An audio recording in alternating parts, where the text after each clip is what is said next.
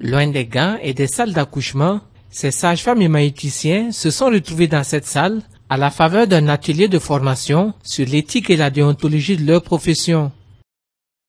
Organisé par le Conseil national de l'Ordre des sages-femmes et maïticiens du Burkina Faso, cet atelier qui regroupe une vingtaine de participants vise entre autres à renforcer leurs connaissances sur leurs droits et devoirs envers les patients. On sait qu'en matière de déontologie, c'est vrai que c'est un peu enseigné au niveau de l'école de base, mais au fil du temps, on perd les choses. Et il est bon de rappeler quand même, et de rappeler aussi à ces prestataires que les droits aujourd'hui ne souffrent pas de contestation. Il faut travailler à garantir les droits. C'est vrai que les droits priment des fois sur les devoirs, mais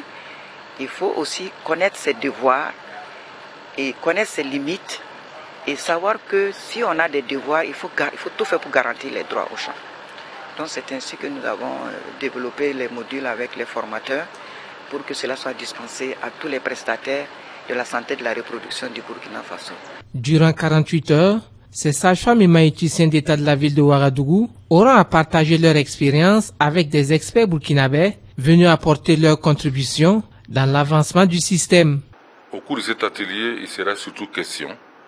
de faire un rappel des notions fondamentales en matière de droit de la santé,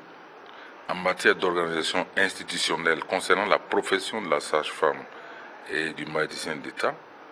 et de donner donc un certain nombre d'éléments,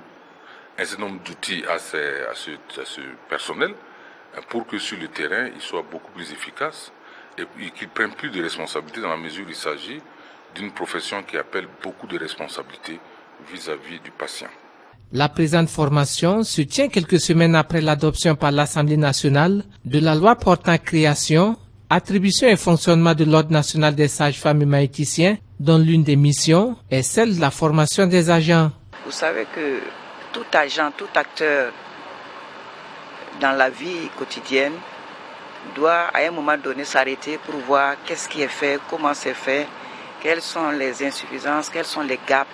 et quelles sont les nouvelles perspectives qu'il faut entreprendre. Surtout dans le domaine de la santé, il est très important qu'à tout moment on se remette en cause pour savoir les actes qu'on pose, est-ce que c'est bien posé, est-ce que nous répondons vraiment à l'attente de la population. Et dans la mesure où l'Ordre des sages-femmes a pour mission de rappeler les valeurs cardinales, c'est-à-dire l'honnêteté, la conscience professionnelle, la probité et la défense, la moralité, la défense de la profession.